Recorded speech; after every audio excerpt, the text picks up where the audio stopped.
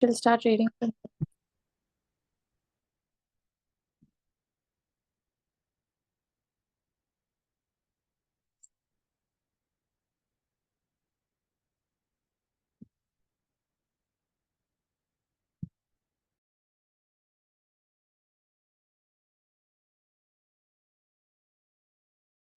Yeah, I'm so sorry for that. Since I don't have my laptop, it's like difficult on the phone to like read and then the call also just a moment. Yeah. After watching him for a while, it began to dawn on me that his inspection actually. Tejashri, Yes. it was after several sessions of this course, I realized all too well that paragraph you have to read from. Uh, after? After several sessions of this course, Could you please tell me the page number? Bache, I am reading it from the hard copy, so it is 109. Okay. I think I got it. Okay. Page number 70. Paragraph 1, 2, 3. Fifth one. Okay. After several sessions of this course, I realized all too well where I had made my mistakes. I called another meeting, and this time I asked where they felt their problems were. We discussed each point and asked we discussed we discussed each point and I asked them their opinions on which was the best way to proceed. With a few low-key suggestions at proper intervals, I let them develop my system themselves. At the end of the meeting, when I actually presented my system, they enthusiastically accepted it. I'm convinced I'm convinced I'm convinced now that nothing good is accomplished. A lot of damage can be done if you tell a person straight out that he or she is wrong. You only succeed in stripping that person of self dignity and make yourself an unwelcome part of any discussion. Let's take another example. And remember, these cases I'm citing are typical of the experiences of the thousands of other people. R.V. Crowley was a salesman for a lumber company in New York. Crowley admitted that he had been telling hard boiled lumber inspectors for years that they were wrong, and he had won the arguments too. But it hadn't done any good. For these lumber inspectors, said Mr. Crowley, are like baseball umpires. Once they make a decision, they never change it. Mr. Crowley saw that this firm Mr. Crowley saw that this firm was losing thousands of dollars to the arguments he won. So while taking my course, he resolved to change tactics and abandon arguments. With what results? Here is the story as he told it to the fellow members of his class. One morning, the phone rang in my office. A hot and bothered person at the other end proceeded to inform me that a car of lumber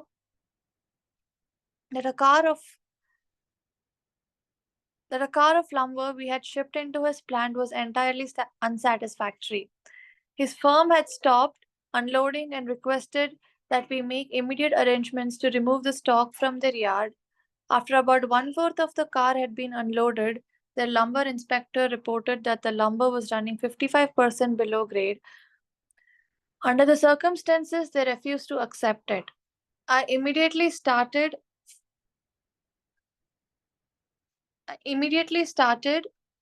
for his plant, and on the way turned over in my mind the best way to handle the situation. Ordinarily, under such circumstances, I should have quoted grading rules and tried, as a result of my own experience and knowledge as a lumber inspector, to convince the other inspector that the lumber was actually up to grade and that he was misinterpreting the rules in his inspection. However, I thought I would apply the principles learned in this training.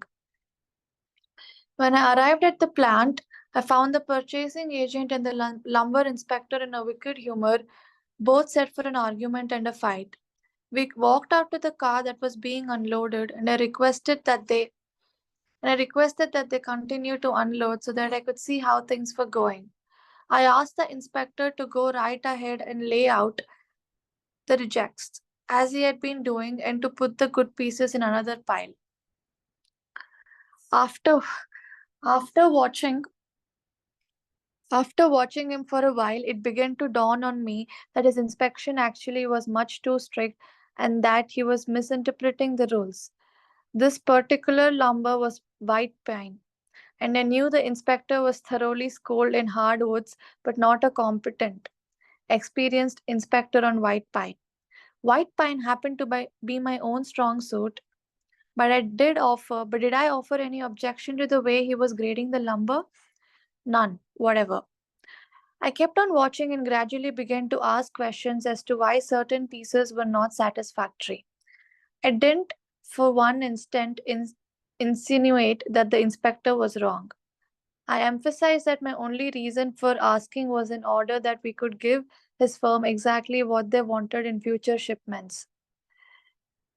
By asking questions in a very friendly, cooperative spirit and insisting continually that they were right in laying out boards not satisfactory to their purpose. I got him warmed up, and the strained relations between us began to thaw and melt away. An occasionally carefully put remark on my part gave birth to the idea in his mind that possibly some of these rejected pieces were actually within the grade that they had bought, and that their requirements demanded a more expensive grade. I was very careful, however, not to let him think I was making an issue of this point. Gradually, his whole attitude changed. He finally admitted to me that he was not experienced on white pine and began to ask me questions about each piece as it came out of the car. I would explain why such a piece came within the grade specified, but kept on insisting that we did not want him to take it if it was unsuitable for their purpose. He finally got to the point where he felt guilty every time he put a piece in the rejected pile. And at last he saw that the mistake was on their part for not having specified as good a grade as they needed. The ultimate outcome was that he went through the entire carload again after I left, accepted the whole lot, and we received a check in full.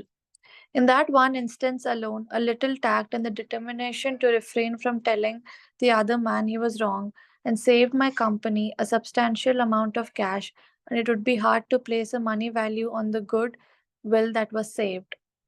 Martin Luther King was asked how, as a pacifist, he could be an admirer of Air Force General Daniel Shappy James, then the nation's highest ranking black officer.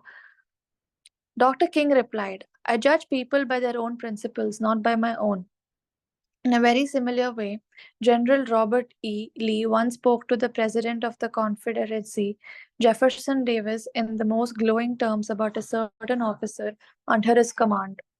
Another officer in attendance was astonished.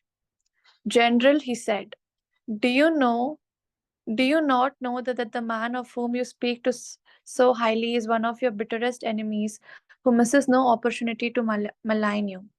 Yes, replied General Lee. But the president asked my opinion of him. He did not ask for his opinion of me. By the way, I am not revealing anything new in this chapter. 2000 years ago, Jesus said, agree with thine adversary quickly. And 2200 years before Christ was born, King Akhoti of Egypt gave his son some shrewd advice that is sorely needed today. Be diplomatic, counsel the king. It will help you gain your point. In other words, don't argue with your customer or your spouse or your advisory. Don't tell them they are wrong. Don't get them stirred up. Use a little diplomacy. Principle 2. Show respect for the other person's opinions. Never say you're wrong. If you're wrong, admit it. Chapter 12. If you're wrong, admit it. Within a minute's walk of my house, there was a wild stretch of virgin timber where the blackberry thickets formed white in the springtime, where the squirrels nested and reared their young, and the horseweeds grew as tall as a horse's head. This unspoiled woodland was called Forest Park, and it was a forest probably not much different in appearance from what it was when Columbus discovered America. I frequently walked in this park with Rex, my little Boston bulldog. He was a friendly, harmless little hound, and since we rarely met anyone in the park, I took Rex along without a leash or a muzzle. One day we encountered a mounted policeman in the park, a policeman itching to show his authority. What do you mean by letting the dog run loose in the park without a muzzle and leash? He reprimanded me. Don't you know it's against the law? Yes, I know it is, I replied softly. But I didn't think he would do any harm out here. You didn't think? You didn't think? The law doesn't give a tinker's damn about what you think. The dog might kill a squirrel or bite a child. Now, I'm going to let you off this time, but if I catch this dog out here again without a muzzle and a leash, you'll have to tell it to the judge. I meekly promised to obey. And I did obey for a few times. But Rex didn't like the muzzle, and neither did I. So we decided to take a chance. Everything was lovely for a while, and then we struck a snag. Rex and I raced over the brow of a hill one afternoon, and there, suddenly, to my dismay, I saw the majesty of the law astride a bay horse. Rex was out in front, heading straight for the officer. I was in for it. I knew it. So I didn't wait until the policeman started talking. I beat him to it. I said, Officer, you have caught me red handed. I'm guilty. I have no alibis, no excuses. You warned me last week that if I brought the dog out here again without a muzzle, you would find me. Well, now, the policeman responded in a soft tone. I know it's a temptation to let a little dog like that have a run out here when nobody is around. Sure, it's a temptation, I replied, but it is against the law. Well, a little dog that isn't going to harm anybody, the policeman remonstrated. No, but he may kill squirrels, he said. Well, now I think you're taking this a bit too seriously, he told me. I'll tell you what you do. You just let him run over the hill there where I can't see him, and we'll forget all about that. The policeman, being human, wanted a feeling of importance. So when I began to condemn myself, the only way he could nourish his self esteem was to make the magnanimous attitude of showing mercy. But suppose I had tried to defend myself. Well, did you ever argue with the policeman? But instead of breaking lances with him, I admitted that he was absolutely right and I was absolutely wrong. I admitted it quickly, openly, and with enthusiasm. The affair terminated graciously in my taking his side and his taking my side. Lord, Lord Chesterfield himself could hardly have been more gracious than this mounted policeman, who only a week previously had threatened to have the law on me. If we knew if you're going to rebuck if you're going to be rebucked anyhow, isn't it far better to beat the other person to it and do it ourselves? Isn't it do it ourselves? Could you just give me 2 minutes? 2 minutes.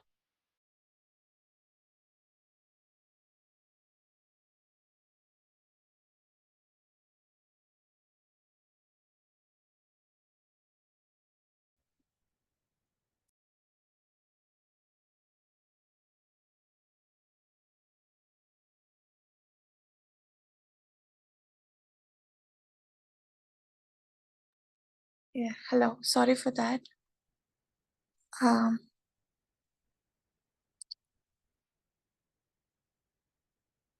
where did I stop?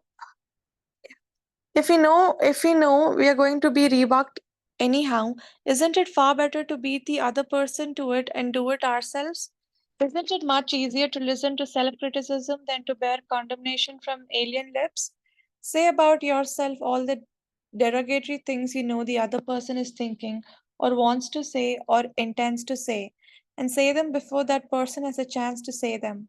The chances are 100 to 1 that a generous, forgiving attitude will be taken and your mistakes will be minimized, just as the mounted policeman did with me and Rex. Ferdinand E. Warren, a commercial artist, used this technique to win the goodwill of a petulant, scolding buyer of art. It is important in making drawings for advertising and publishing purposes to be precise and very exact, Mr. Warren said as he told the story. Some art editors demand that their commissions be executed immediately, and in these cases, some slight error is liable to occur. I knew one art director in particular who was always delighted to find fault with some little thing. I have often left his office in disgust, not because of the criticism, but because of his method of attack. Recently, I delivered to rush job to this editor, and he phoned me to call at his office immediately. He said something was wrong. When I arrived, I found just what I had anticipated and dreaded. He was hostile, gloating over his chance to criticize. He demanded with heat why I had done so and why I had done so and so. My opportunity had come to apply this self criticism I had been studying about. So I said, Mr. So and so, if what you say is true, I am at fault and there is absolutely no excuse for my blunder. I have been doing drawings for you long enough to know better. I'm ashamed of myself. Immediately, he started to defend me. Yes, you're right. But after all, this isn't a serious mistake. It is only. I interrupted him. Any mistake, I said, may be costly and they're all irritating. He started to break in, but I wouldn't let him. I was having a grand time. For the first time in my life, I was criticizing myself and I loved it. I should have been more careful, I continued. You give me a lot of work and you deserve the best, so I'm going to do this drawing all over. No, no, he protested. I wouldn't think of putting you to all that trouble. He praised my work, assured me that he wanted only a minor change, that my slight error hadn't cost his firm any money, and after all, it was a mere detail not worth worrying about. My eagerness to criticize myself took all the fight out of him. He ended up by taking me to lunch, and before we parted, he gave me a check and another commission. There is a certain degree of satisfaction in having the courage to admit one's errors. It not only clears the air of guilt and defensiveness, but often helps solve the problem created by the error. Bruce Harvey of Albuquerque, New Mexico, had incorrectly authorized payment of full wages to an employee on sick leave. When he discovered his error, he brought it to the attention of the employee and explained that to correct the mistake, he would have to reduce his next paycheck by the entire amount of the overpayment. The employee pleaded that as that would cause him a serious financial problem could the money be repaid over a period of time. In order to do this, Harvey explained he would have to obtain his supervisor's approval. And I knew, reported Harvey, result in a boss type explosion. While trying to decide how to handle the situation better, I realized that the whole mess was my fault and I would have to admit it to my boss. I walked into his office, told him that I had a mistake, and then informed him of the complete facts. He replied in an explosive manner that it was the fault of the personnel department. I repeated that it was my fault. He exploded again about carelessness in the accounting department. Again, I explained it was my fault. He blamed two other people in the office, but each time I reiterated it was my fault. Finally, he looked at me and said, Okay, it was your fault. Now, now straighten it out. The error was corrected and nobody got into trouble. I felt great because I was able to handle a tense situation and had the courage not to seek alibis. But my boss has had more respect for me ever since. Any fool can try to defend his or her mistakes, and most fools do. But it raises one above the herd and gives one a feeling of nobility and exultation to admit one's mistakes. For example, one of the most beautiful things that history records about Robert E. Lee is the way he blamed himself, and only himself, for the failure of Pickett's charge at Gettysburg. Pickett's charge was undoubtedly the most brilliant and picturesque attack that ever occurred in the Western world. General George E. Pickett himself was picturesque. He wore his hair so long that his auburn locks almost touched his shoulders, and like Napoleon in his Italian campaigns, he wrote ardent love letters almost daily while on the battlefield. His devoted troops cheered him that tragic July afternoon as he rode off jauntily toward the Union lines, his cap set at a rakish angle over his right ear. They cheered and they followed him, man touching man, rank pressing rank, with banners flying and bayonets gleaming in the sun. It was a gallant sight. Daring, magnificent, a murmur of admiration ran through the Union lines as they beheld it. Pickett's troops swept forward at any easy trot, through orchard and cornfield, across a meadow, and over a ravine. All the time the enemy's cannon was tearing ghastly holes in their ranks, but on they pressed, grim, irresistible. Suddenly the Union infantry rose from behind the stone wall on Cemetery Ridge, where they had been hiding, and fired volley after volley into Pickett's onrushing troops. The crest of the hill was a sheet of flame, a slaughterhouse, a blazing volcano.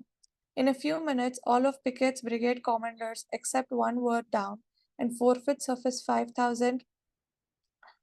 uh, 5,000 men had fallen. General Lewis A. Armistead, leading the troops in the final plunge, ran forward, vaulted over the stone wall, and waving his cap on the top of his sword, shouted, "Give them the steel, boys!" They did. They leaped over the wall, bayoneted their enemies, smashed skulls with clubbed muskets, and planted the there only for a moment. But that moment, brief as it was, recorded the high water mark of the Confederacy. Pickett's charge, brilliant, heroic, was nevertheless the beginning of the end. Lee had failed. He could not penetrate the North, and he knew it. The South was doomed. Lee was so saddened, so shocked that he sent in his resignation and asked Jefferson Davis, the president of the Confederacy, to appoint a younger and abler man. If Lee had wanted to blame the disastrous failure of Pickett's charge on someone else, he could have found a score of alibis. Some of his division commanders had failed him. The cavalry hadn't arrived in time to support the infantry attack. This had gone wrong and that had gone awry. But Lee was far too noble to blame others. Um, as Pickett's beaten and bloody troops struggled back to the Confederate lines, Robert, Robert T. Robert T.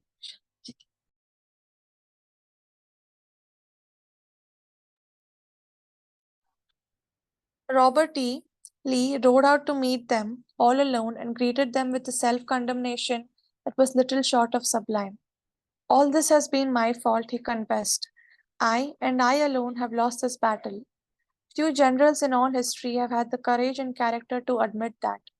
Michael Chiang, who teaches a course in Hong Kong, told of how the Chinese culture presents some special problems and how sometimes it is necessary to recognize that the benefit of applying a principle may be more advantageous than maintaining an old tradition. He had one middle aged class member who had been estranged from his son for many years. The father had been an opium addict but was now cured. In Chinese tradition, an older person cannot take the first step. The father felt that it was up to his son to take the initiative toward a reconciliation. In an early session, he told the class about the grandchildren he had never seen and how much he desired to be reunited with his son. His classmates, all Chinese, understood his conflict between his desire and long established tradition.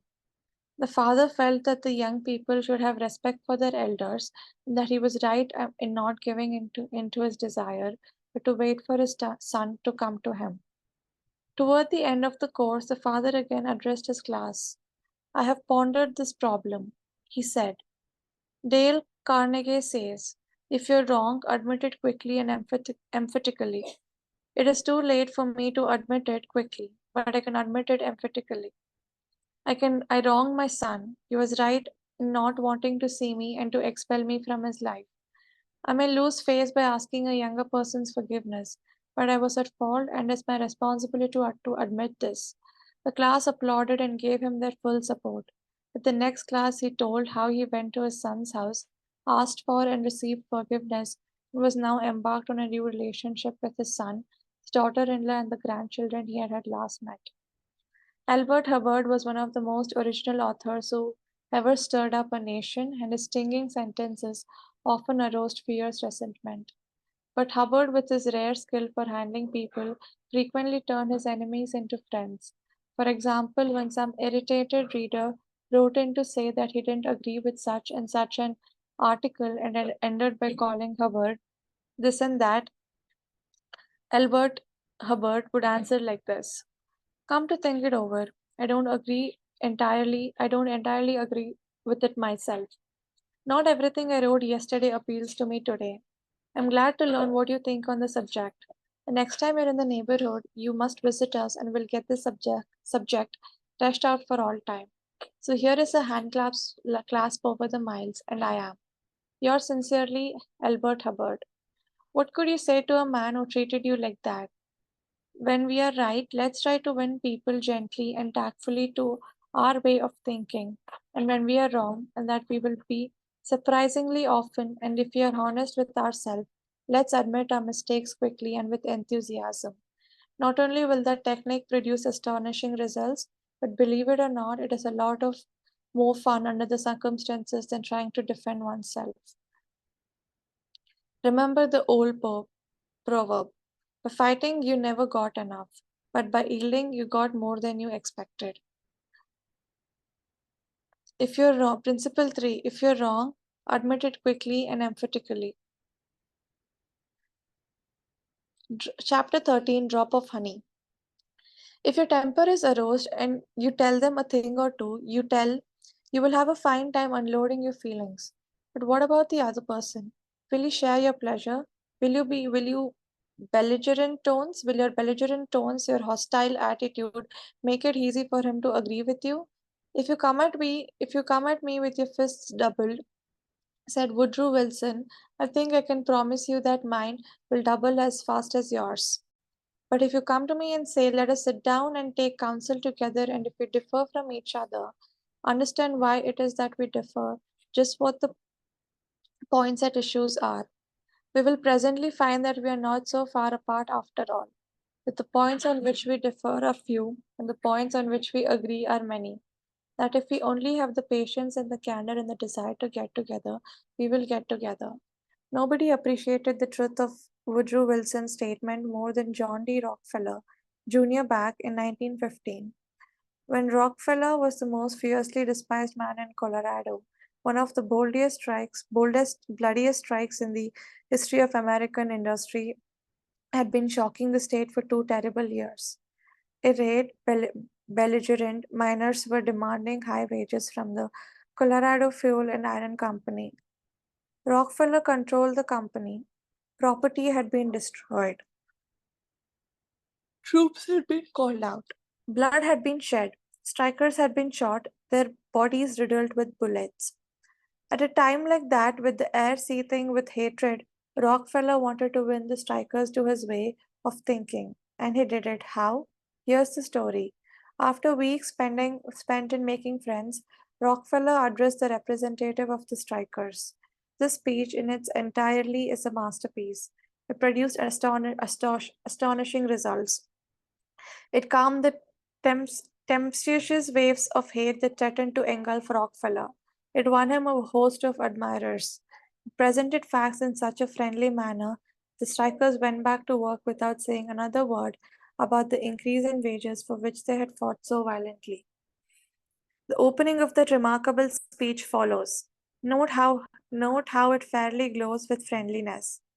Rockefeller, remember, was talking to men who a few days previously had wanted to hang him by the neck to a sore apple tree.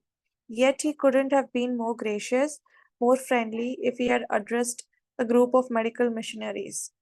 His speech was radiant with such phrases as I am proud to be here, having visited in your homes, met many of your wives and children.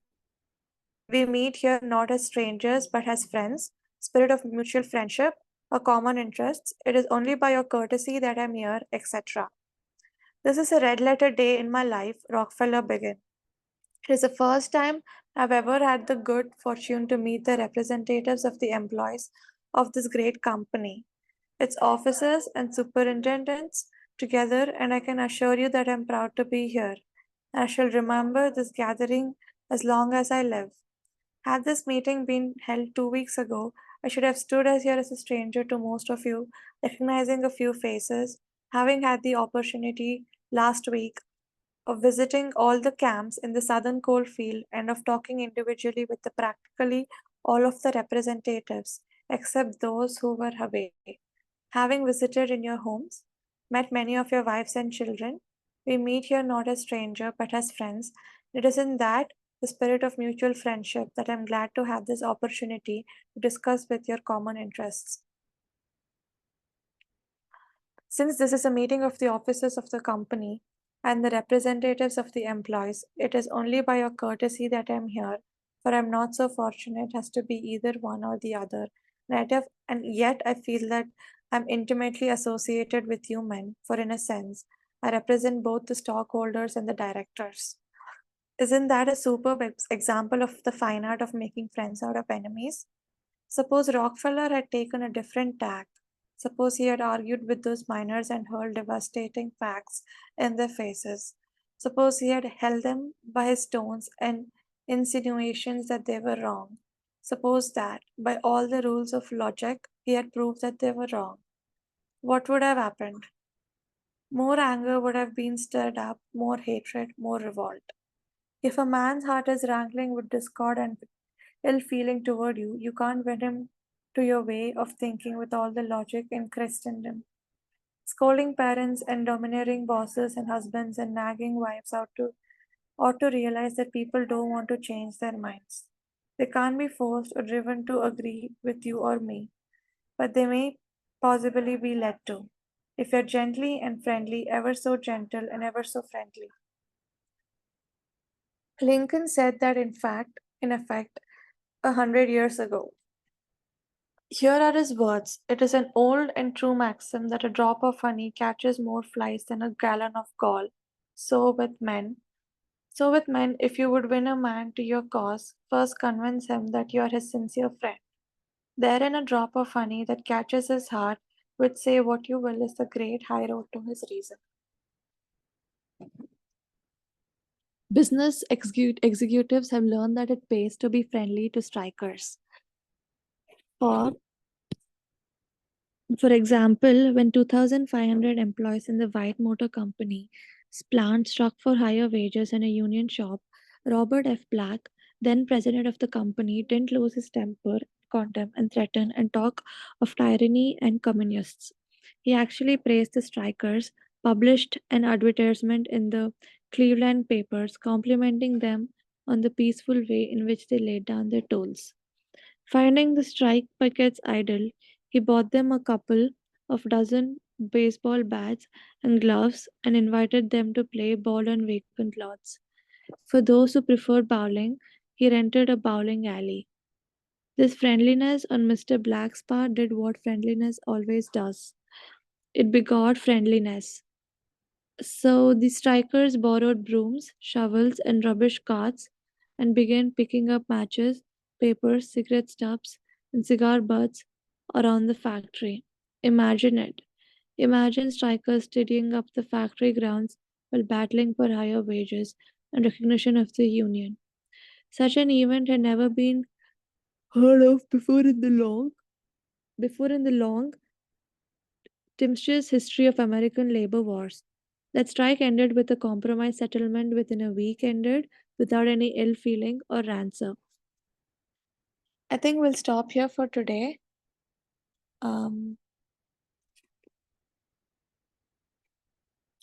So who would like to volunteer to tell the first takeaway?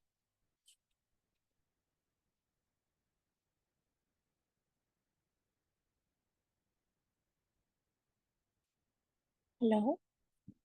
Hello, can you hear me?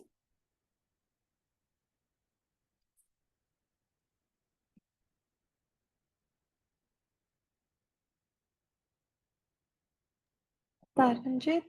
Yes, Yeah. yes. Hear you, Tejashree. I'm just waiting for Chandrasekhar, if he can explain.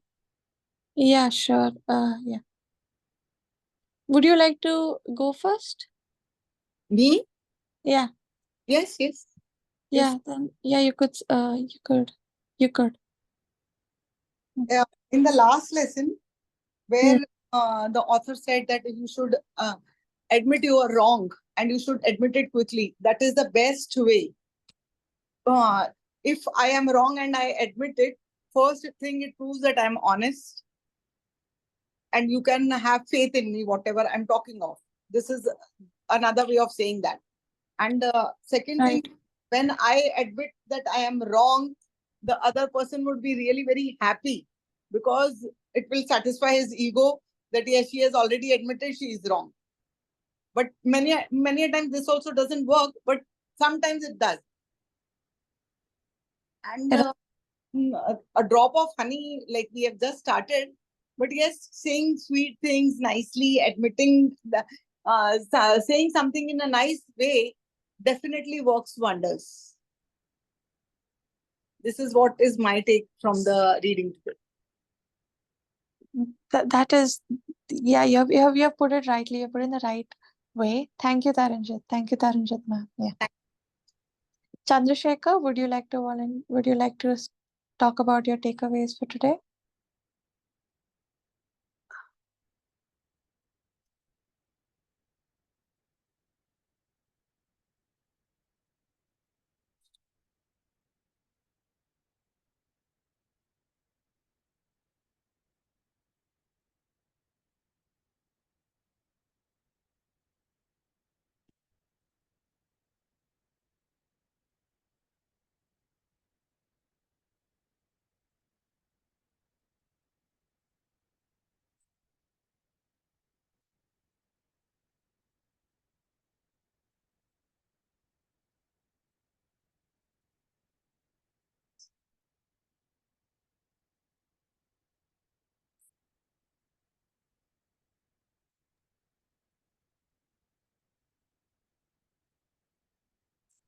Okay, I think Chandrasekhar is.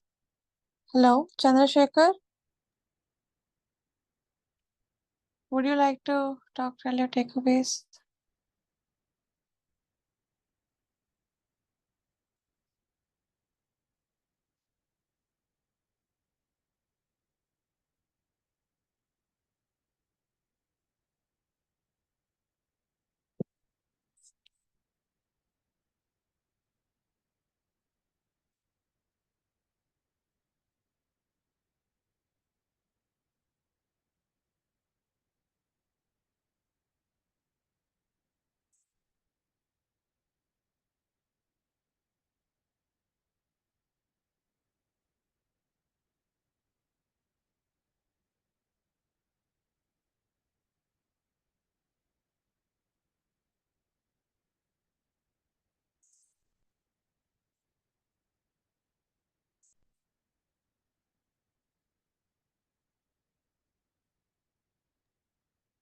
Good night, Fraser.